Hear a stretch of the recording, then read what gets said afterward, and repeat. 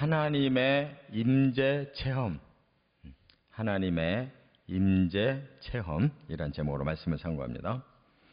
드디어 이제 이스라엘 백성들이 하나님을 만나는 이런 놀라운 체험을 합니다. 이 앞서 하나님이 내가 이스라엘 백성들과 이제 언약을 맺겠다. 너희는 내 백성이 되고 나는 너희의 하나님이 될 것이다.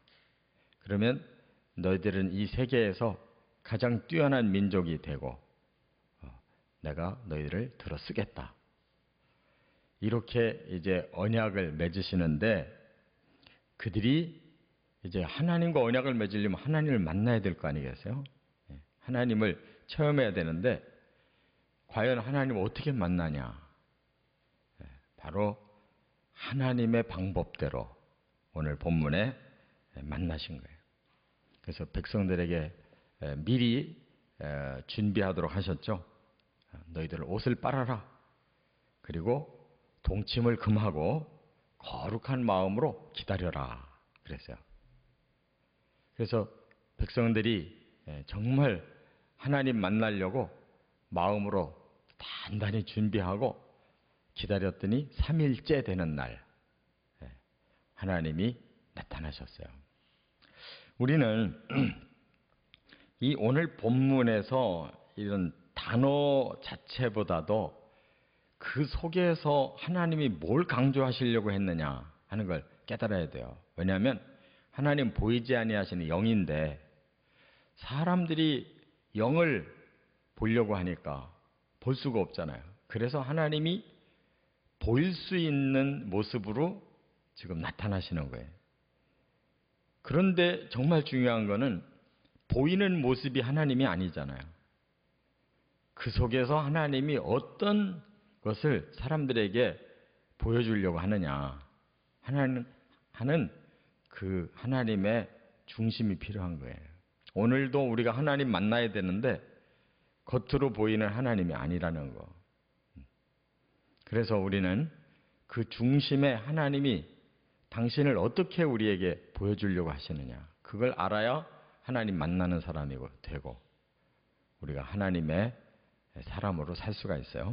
세 가지 모습을 보여주셨는데 첫째는 16절에 보면 하나님의 위엄에 떨었다 하는 거예요.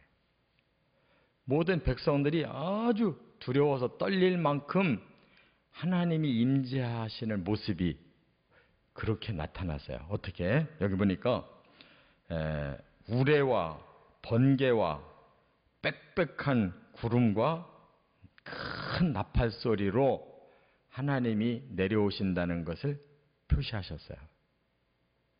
그러니까 우리가 그냥 이 단어만 들어도 뭐 굉장히 아주 위험 있는 시간이잖아요. 사람들이 어떻게 할 수 없는 그런 자연의 그런 현상이 오직 하나님만 하실 수 있는 자연 현상을 일으키셨다 그 말이에요. 우레소리 우리가 천둥 번개 소리 막 들으면 무섭잖아요. 이게 자연의 소리인데 천지를 만드신 창조주가 당신을 알리는 방법으로 이렇게 자연의 그런 그 현상을 가지고 보여주셨다는 거예요. 그리고 막 번개가 치면서 구름이 막 빽빽하게 이 산 위에 머무른 거예요. 그러면서 나팔 소리가 들렸다고 그랬어요. 큰 나팔 소리가. 근데 이것이 공통적이에요. 신약에도 하나님은 이 나팔 소리와 나팔 소리를 신호로 오신다는 것을 밝혔는데 그게 바로 예수님의 재림이에요. 데살로니가 전서 4장에 보시면 예수님 공중으로 재림하실 때 하나님의 나팔 소리가 들린다고 그랬어요. 그러니까 우리 성도들이 그 소리를 들어야 예수님 맞이할 수 있는 거예요. 이것이 단순한 그런 외형의 모습이나 소리라고 생각하지 말고 우리 영의 하나님을 만나려고 하는 영적인 사람들이 느낄 수 있는 이 진정한 하나님의 위엄을 우리가 느껴야 된다 그 말이에요.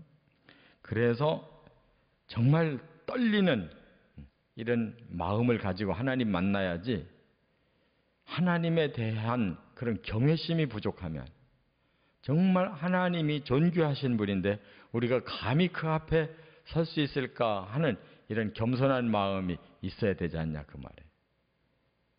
높은 사람 만나려고 해도 뭐 얼마나 준비를 대단히 하고 그 시간 맞추고 미리 가서 몇십 분씩 기다리고 있어야 되는데, 하나님을 만나는 사람의 마음 자세가 얼마나 중요하겠어요.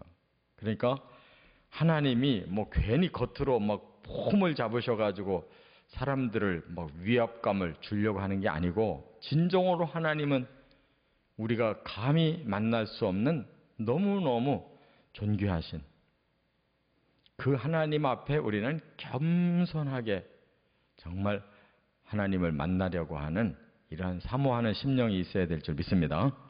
두 번째는 여기 17절 18절에 보면 하나님이 불 가운데서 강림하셨다 그랬어요.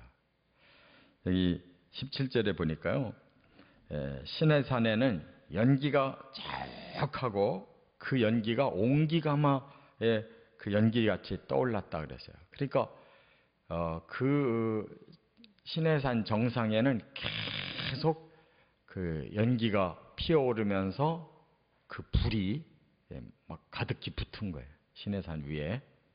그 속에 하나님이 불 가운데서 강림하셨다 그랬고, 그 강림하시는 그 현상이 온 산이 진동을 했다는 거예요. 근데 우리가 성경 전체를 보면요, 꼭 하나님이 임하실 때 불의 현상이 있어요. 그렇잖아요? 아브라함이 언약을 받을 때 하나님 그 언약이 사실인지 좀 하나님 제가 좀 느낄 수 있도록 뭔가 징조를 좀 주십시오. 그럴 때 하나님 제단을 마련해 놓고 나를 기다려라. 하늘에서 횃불이 내려와서 그 제단을 태우고 하나님이 이렇게 나타나셨다는 것을 증거하잖아요. 평생 못 잊었을 거예요. 모세도 하나님 만날 때 어떻게 됐어요? 떨기나무가 불이 붙었어요. 근데 후루룩 타버리고 말아야 될 떨기나무에 계속 불이 붙어 있는 거. 거기서 하나님의 음성이 들리고, 네가 서 있는 이곳은 거룩한 땅이니 신을 벗어라.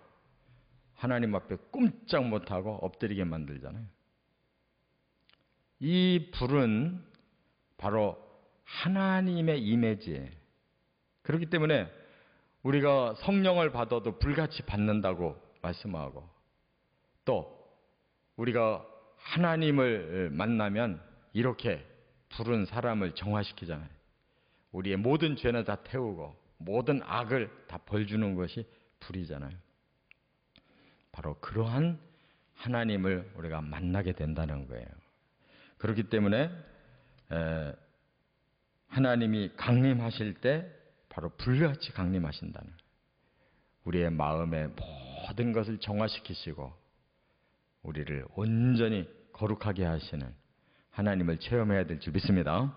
끝으로 세 번째는 여기 19절부터 25절까지 보면 하나님이 음성으로 임재하셨음을 알리셨다 하는 거예요. 근데 이런 현상만 보여주면 사실 답답하잖아요. 하나님 만나서도 뭔가를 우리의 마음에 깨닫는 게 있어야 될 거 아니에요. 그래서 하나님이 음성으로 메시지를 주셨어요. 모세를 불러놓고 너는 백성들에게 이걸 알려라 하고 메시지를 주셨는데, 그 메시지가 뭐냐 하면 백성들이 하나님 보려고 막 몰려오면 안 된다는 거예요. 그러니까 하나님을 무슨 신비로운 그런 현상으로 생각하고 만나려고 하면 안 된다는 거예요.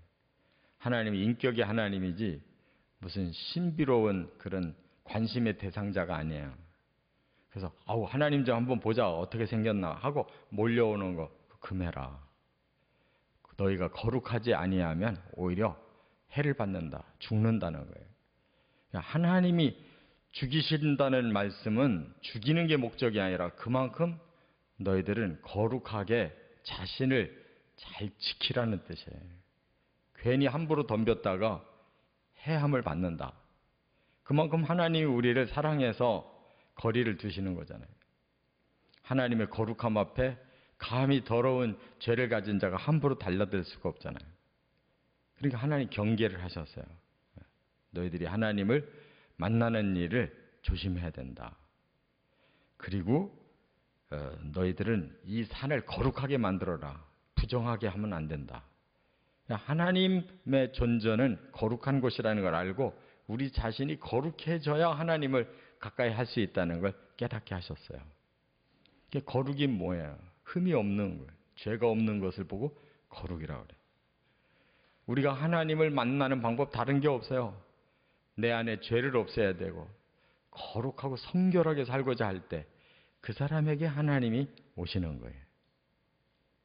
우리는 어떤 호기심 가지고 우리 문제를 해결하는 어떤 능력만 우리가 체험하려고 하지 말고 하나님을 거룩한 인격체로 체험해야 돼요. 이렇게 오늘 하나님이 당신을 보여주셨습니다. 우리는 그 하나님의 그 진정한 그 뜻, 하나님이 우리에게 주고자 하시는 진정한 뜻을 깨닫고 영적으로 늘 하나님과 동행해 가시기를 주의 이름으로 축원합니다.